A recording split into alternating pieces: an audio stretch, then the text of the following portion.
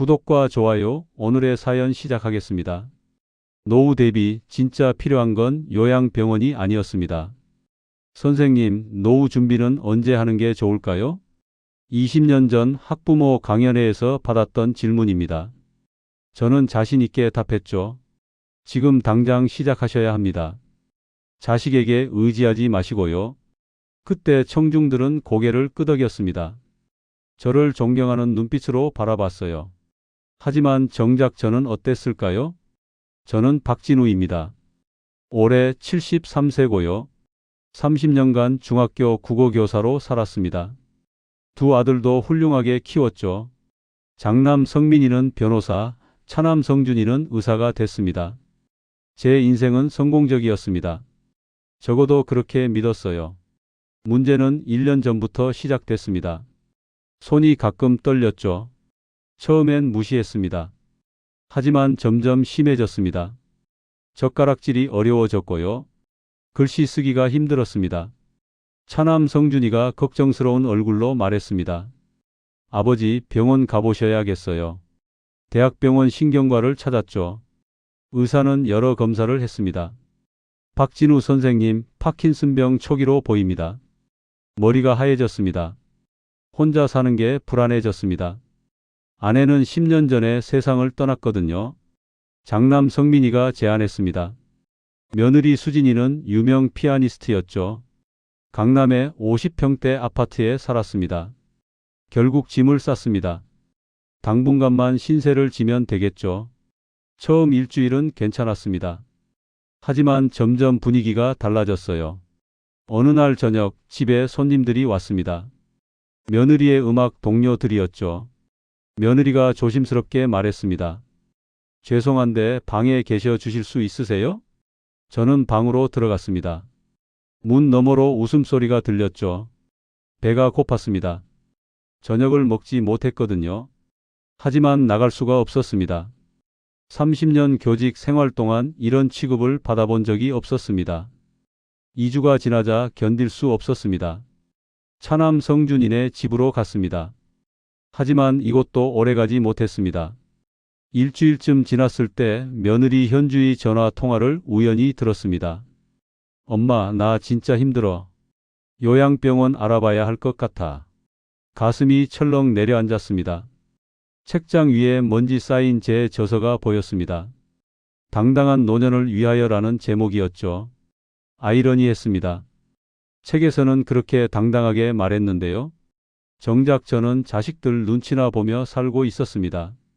다음 날 아침 두 아들이 함께 찾아왔습니다. 성준이가 입을 열었습니다. 아버지, 저희가 며칠 동안 고민했어요. 요양병원 말이지. 제가 먼저 말을 끊었습니다. 두 아들이 놀란 표정을 지었죠. 성민이가 급히 말했습니다. 요즘은 시설이 정말 좋아요. 호텔처럼 깨끗하고요. 난 아직 정신 멀쩡해. 아버지, 그게 아니라요. 파킨슨병은 진행성이잖아요. 결국 그 말이었습니다. 자식들에게 제가 부담이라는 거죠. 그날 오후 첫 번째 요양병원을 방문했습니다. 외관은 정말 호텔 같았습니다. 시설을 둘러봤습니다. 깨끗했습니다. 하지만 휴게실 어르신들의 눈빛이 공허했습니다. 살아있지만 살아있지 않은 듯한 표정들이었어요. 성민이가 물었습니다. 비용은 어떻게 되나요? 1인실 기준으로 월 400만 원입니다. 제 연금이 230만 원인데 말이죠. 세 번째 병원 휴게실에서 낯익은 얼굴을 봤습니다. 같은 학교에서 근무했던 강 선생님이었습니다. 강 선생님이 제 팔을 잡았습니다. 박 선생, 내 말 들어. 여기 오지 마. 절대로. 처음엔 자식들이 일주일에 한 번씩 온다고 했어. 근데 이제는 명절에도 안 와. 눈가에 눈물이 고였습니다. 차를 타고 집으로 돌아오는 길이었죠. 성민이가 조심스럽게 말했습니다. 아버지, 사실 말씀드릴 게 있어요. 제가 로펌 파트너로 승진하게 됐어요. 그런데 지분 참여 자금이 필요합니다. 1억 정도요. 뒤에서 성준이가 말을 이었습니다. 저도 병원 개원하려고 하는데요. 2억 정도 필요합니다. 결국 이거였습니다. 제 전세금 3억을 노리고 있었던 거죠. 제가 단호하게 말했습니다. 너희들 내 돈 쓸 생각하지 마라. 아버지, 나중에 다 갚을게요. 나중이라는 게 언제인데? 내가 죽고 나서냐? 차 안이 조용해졌습니다. 그날 밤 잠을 이룰 수 없었습니다. 평생 키운 자식들이 제 돈만 노리고 있었다니요. 그때 문득 생각났습니다. 아내가 남긴 편지 봉투요. 다음 날 아침 저는 혼자 택시를 타고 제 아파트로 갔습니다. 안방 옷장 제일 안쪽 서랍에 편지 봉투가 있었습니다. 손이 떨렸습니다. 봉투를 뜯었습니다. 여보, 이 편지를 읽고 계시다면 저는 이미 세상에 없겠죠. 당신은 평생 남들을 가르치며 사셨어요. 하지만 정작 당신 자신의 삶은 돌보지 않으셨죠. 당신이 병들면 아이들이 변할 거라는 걸 저는 알아요. 당신 아파트 전세금이 3억이에요. 연금도 230만 원 받으시잖아요. 충분히 혼자 살 수 있어요. 제가 몰래 알아본 게 있어요. LH 고령자 복지주택이요. 월세가 20만 원대고 보증금도 1,500만 원이면 돼요. 서류를 동봉합니다. 당신의 진짜 인생은 은퇴 후부터예요. 편지를 읽는 내내 눈물이 멈추지 않았습니다. 봉투 안에는 LH 복지주택 안내 자료가 들어 있었습니다. 월 22만 원, 보증금 1,500만 원이었습니다. 제 연금으로 충분히 감당할 수 있는 금액이었어요. 거실 소파에 앉았습니다. 당당한 노년을 위하여라는 책을 꺼냈습니다. 제가 쓴 문장들이었습니다. 웃음이 나왔죠. 허탈한 웃음이었습니다. 휴대폰을 꺼냈습니다. LH 고객센터에 전화했죠. 교직자는 사회기여자 가산점을 받을 수 있다고 했습니다. 전화를 끊었습니다. 가슴이 두근거렸죠. 집 근처 주민센터로 갔습니다. 신청서를 제출했습니다. 성준이네 집에 돌아왔습니다. 나 요양병원 안 갈 거야. 네? 그럼 어떻게 하실 건데요? 내가 알아서 할게. 2주가 지났습니다. LH에서 연락이 왔죠. 서류 심사를 통과했다고 했습니다. 면접 당일 LH 지사에 도착했습니다. 면접은 20분 정도 진행됐습니다. 결과는 일주일 후에 나온다고 했습니다. 그날 저녁 성민이가 찾아왔습니다. 두 아들이 마주 앉았습니다. 성민이가 변호사답게 말했습니다. 아버지, 법적으로 말씀드리면요. 아버지 건강 상태로 볼 때 재산 관리 능력에 의문이 제기될 수 있어요. 뭐라고? 내가 아직 정신 멀쩡하다고 했잖아. 나중을 대비해서 지금 법적 조치를 취하는 게 좋아요. 너희들 지금 내 재산 빼앗으려는 거냐? 저는 자리에서 일어났습니다. 내일 집으로 갈 거야. 너희 신세 더 이상 안 진다. 다음 날 아침 성민이가 차로 저를 집까지 데려다 줬습니다. 차 안은 내내 조용했죠. 집에 도착했습니다. 텅 빈 집이었죠. 하지만 눈치 볼 필요가 없었습니다. 3일이 지났습니다. 성민이에게서 문자가 왔습니다. 지분 참여금 1억이 꼭 필요하다고 했습니다. 답장하지 않았습니다. 이틀 후 두 아들이 함께 찾아왔습니다. 초인종을 눌렀지만 문을 열어주지 않았죠. 돌아가라.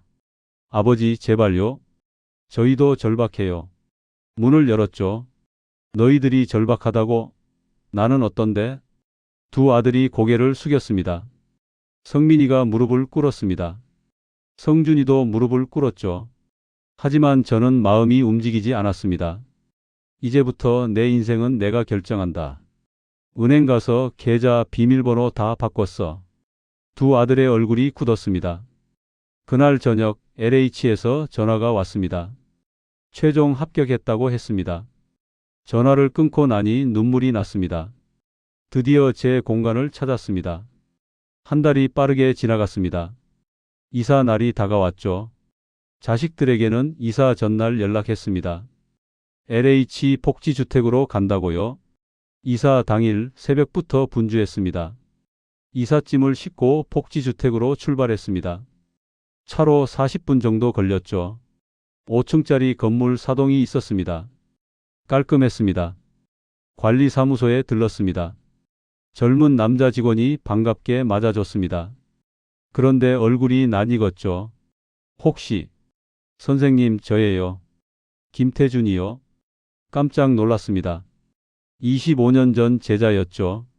태준이는 중학교 때 문제아였습니다. 하지만 저는 포기하지 않았습니다. 방과 후에 남겨서 공부도 가르쳤죠. 선생님이 그때 해주신 말씀 기억나요? 내 인생은 내가 선택하는 거다라고 하셨잖아요. 그 말씀이 제 인생을 바꿨어요. 가슴이 뭉클했습니다. 태준이가 제 집으로 안내했습니다. 3층이었죠. 작았습니다. 20평도 안 됐죠. 하지만 깔끔했습니다. 화장실에는 안전바가 있었고 곳곳에 비상벨이 설치되어 있었습니다. 생활지원사가 주 2회 방문해요. 짐을 풀기 시작했습니다. 책장을 조립하고 책들을 꽂았죠. 이제는 당당하게 살 수 있을 것 같았습니다. 다음 날 아침 산책을 나갔습니다. 공원 벤치에 할머니 한 분이 앉아 계셨죠. 이순자 할머니도 자식들과의 갈등으로 이곳에 오셨다고 했죠. 여기 좋다고 했습니다. 일주일이 지나자 금방 적응됐습니다. 매일 아침 함께 공원을 산책했죠. 어느 날 태준이가 찾아왔습니다. 선생님, 여기 어르신들 중에 글쓰기 배우고 싶어 하시는 분들이 많아요. 가르쳐 주시면 어떨까요? 다음 주부터 글쓰기 교실이 시작됐습니다. 단지 내 작은 도서관에서 진행했죠. 어르신들이 하나씩 이야기를 풀어놓으셨죠. 모두 각자의 사연이 있었습니다. 저도 함께 썼습니다. 제 이야기를요. 글을 쓰면서 제 감정이 정리됐습니다. 한 달이 지났습니다. 성민이에게서 전화가 왔습니다. 아버지, 요즘 어떻게 지내세요? 잘 지내고 있어. 친구들도 생겼고 글쓰기도 가르치고 있어. 다행이네요. 아버지, 사실 파트너 승진 떨어졌어요. 제가 욕심이 과했나 봐요. 괜찮아. 다음 기회가 있을 거야. 한번 놀러 가도 될까요? 물론이지. 언제든 와. 성준이에게서도 연락이 왔습니다. 병원 개원 못하게 됐다고 했습니다. 저는 알았다고 했습니다. 전화를 끊고 나니 마음이 가벼웠습니다. 자식들과의 관계가 조금씩 회복되고 있었죠. 1년이 흘렀습니다. 복지주택에서의 생활은 제 예상보다 훨씬 좋았죠. 글쓰기 교실도 계속됐습니다. 이제는 수강생이 20명으로 늘었죠. 저도 제 글을 쓰고 있었습니다. 당당한 노년을 위하여 개정 증보판이었죠. 제 경험을 솔직하게 썼습니다. 어느 토요일 오후 초인종이 울렸습니다. 문을 열었죠. 성민이와 성준이가 서 있었습니다. 며느리들과 손주들도 함께였습니다. 좁은 집이 순식간에 가득 찼습니다. 하지만 기분이 좋았죠. 며느리 수진이가 말했습니다. 아버지, 집이 작지만 아늑하네요. 저녁을 함께 먹었습니다. 좁은 식탁에 옹기종기 모여 앉았습니다. 식사 후 거실에 모였습니다. 성민이가 조심스럽게 말했죠. 아버지, 그동안 정말 죄송했어요. 제가 너무 이기적이었어요. 성민이 눈에 눈물이 고였습니다. 성준이도 말을 이었습니다. 아버지께서 이곳을 선택하신 게 정말 잘하신 거예요. 며느리들도 사과했습니다. 손주들이 책장을 구경하고 있었습니다. 가슴이 뭉클했습니다. 자식들이 돌아간 후 혼자 남았습니다. 소파에 앉아 창밖을 바라봤죠. 가슴이 따뜻했습니다. 다음 주부터 자식들은 정말 자주 찾아왔습니다. 성민이는 주말마다 왔고요. 성준이는 평일 저녁에도 들렀죠. 손주들도 자주 놀러 왔습니다. 국어 선생님이었던 경험이 도움이 됐죠. 손주들에게 글쓰기를 가르쳐 줬습니다. 6개월 후 어르신들이 쓴 글을 모아 책으로 만들었습니다.